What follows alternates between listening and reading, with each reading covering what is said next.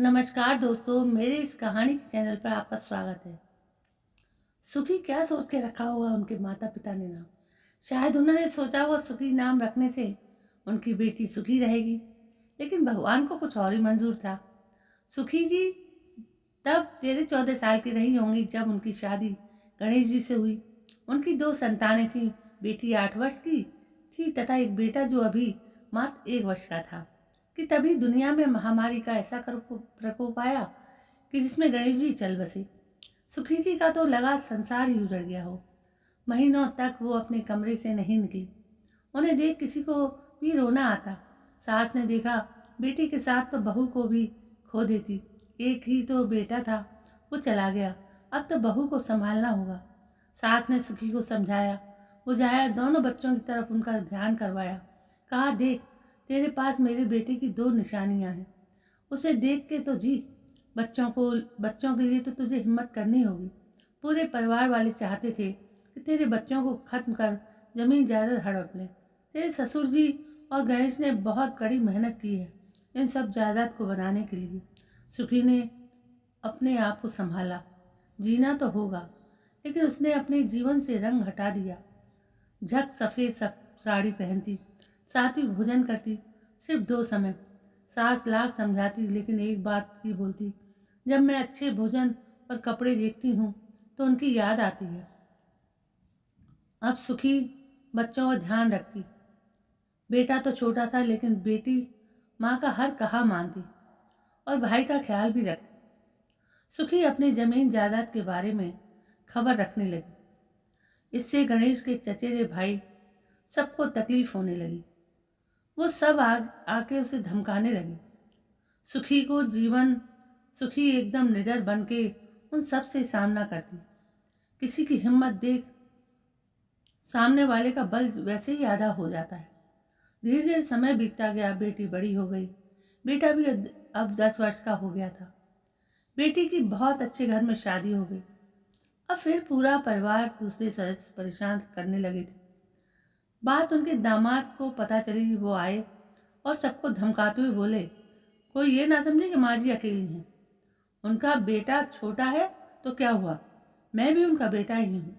खबरदार जो मेरे साले की जायदाद पर किसी ने बुरी नजर गड़ाई।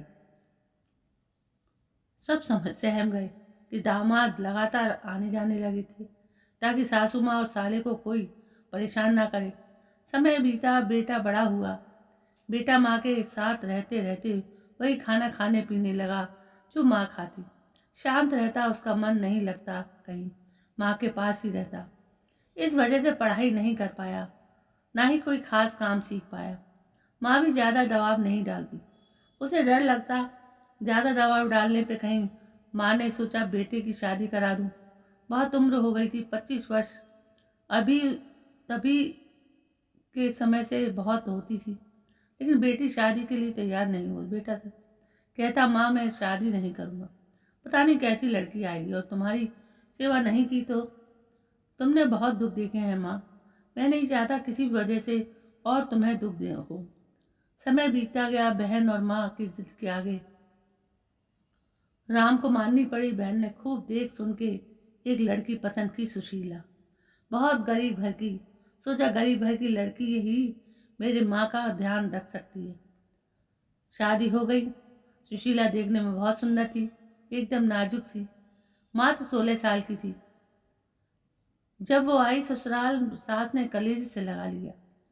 सुखी जी हर समय कोशिश करती कि बहू खुश रहे, नए नए पकवान बना के खिलाती, ढेर सारे गहने कपड़े देती। सुखी जी बहू को देख इतनी खुश हुई जैसे संसार की सारी खुशियां ही भगवान ने उन्हें दे दी हो। सुशीला सिर्फ देखने में सुंदर थी, परंतु घमंड भरा था उसमें। समझदारी नाम मात्र भी नहीं थी। अपने से ज्यादा उम्र के पति को देख हमेशा मुंह बनाती। लेकिन राम उसे कुछ नहीं कहता।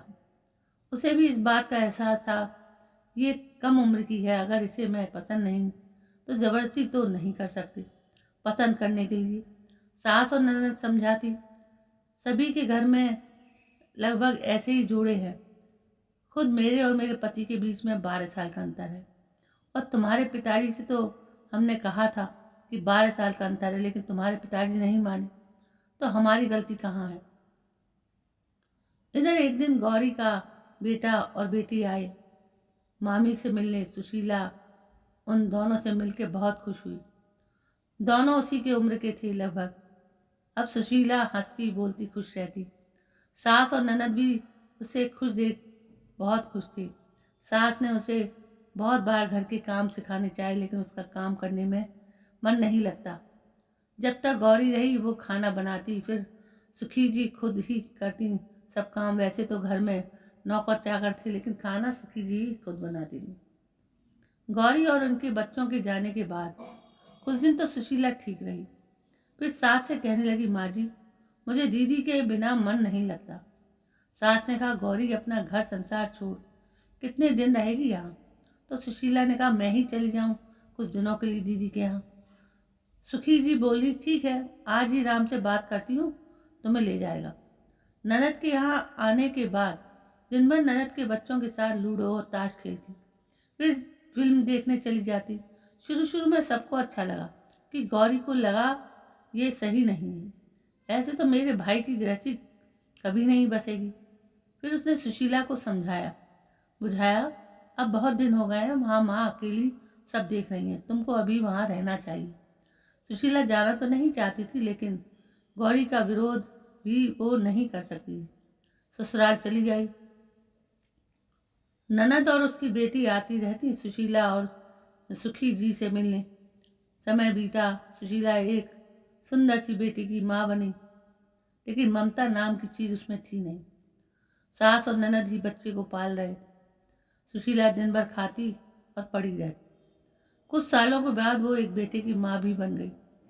सुशीला को मछली बहुत पसंद थी। सुखी जी खुद से बना के उसको खिलाती ताकि वो खुश रहे। सुखी जी को लगता इतना प्यार दूंगी तो शायद ये बदल जाए, लेकिन उसमें सुधार कुछ नहीं हुआ। अब वो ज्यादा मनमानी करने लगी थी। जब मन होता ननद के घर आ जाती, फिर बच्चों को ननद के पास छोड़ देती, ननद के बेटे बेटी के साथ घूमने चली जाती, फिल्म देखने चली जाती। तभी रमेश की नई नई शादी हुई थी। गौरी को लगा मेरे बेटे की गृहस्थी में आग लग जाएगी। गौरी ने राम को बुलवाया और कहा, अब सुशीला को ले जाओ, इसे समझाओ अपने घर पर ध्यान दे। अब तो माँ की उम्र भी वैसी नहीं रही कि घर देखे। उनकी तबीयत भी खराब रहती है। अक्सर ऐसी हालत में बहू का साथ होना जरूरी है। कम से कम पानी तो देगी। राम सुशीला को लेकर आ गया। अच्छे से समझाया बार बार, ननद के घर जाना अच्छी बात नहीं है। माँ का ध्यान रखो, किसी भी चीज़ की दिक्कत होती है तुम्हें तो मुझे कहो, बार बार रमेश को मत बुलाओ।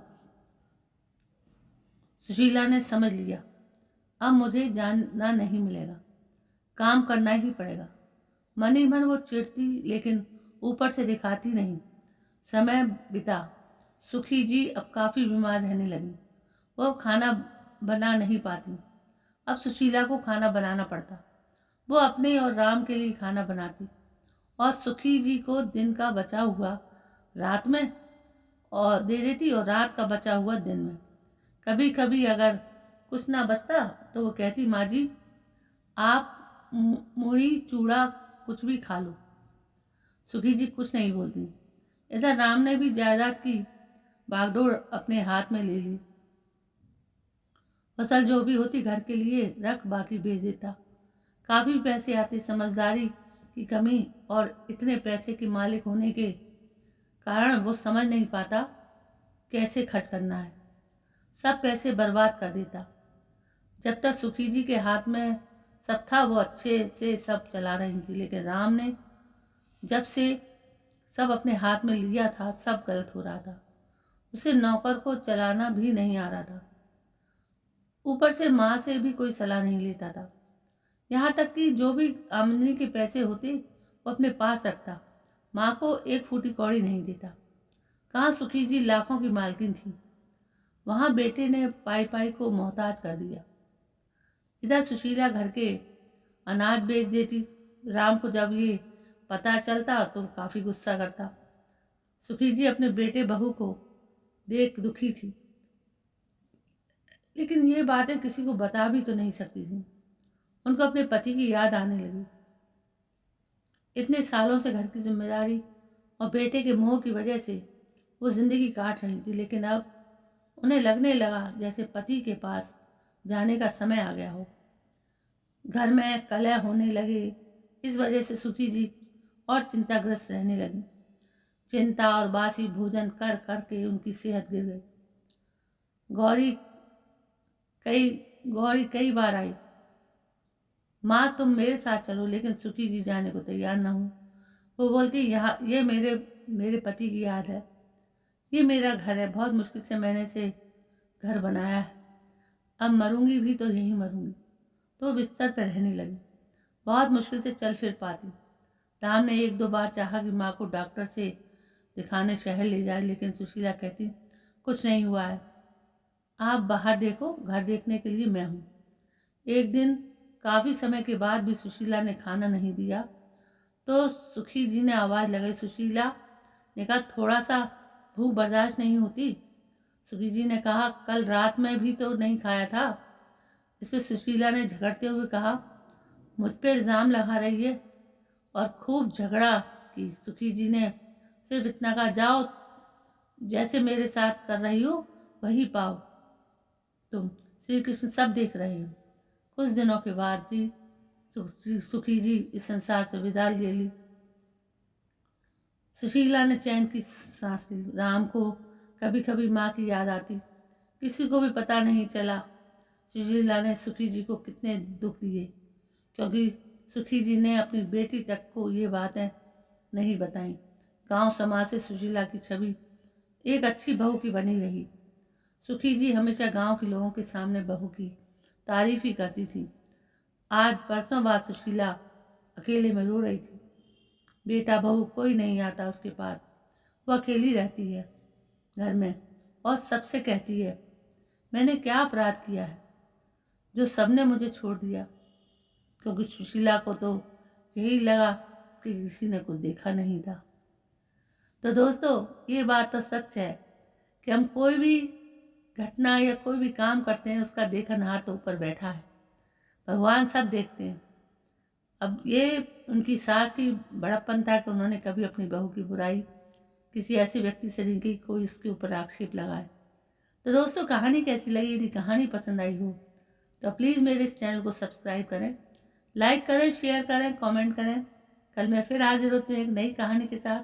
तब तक के लिए जय हिंद, वंदे मातरम।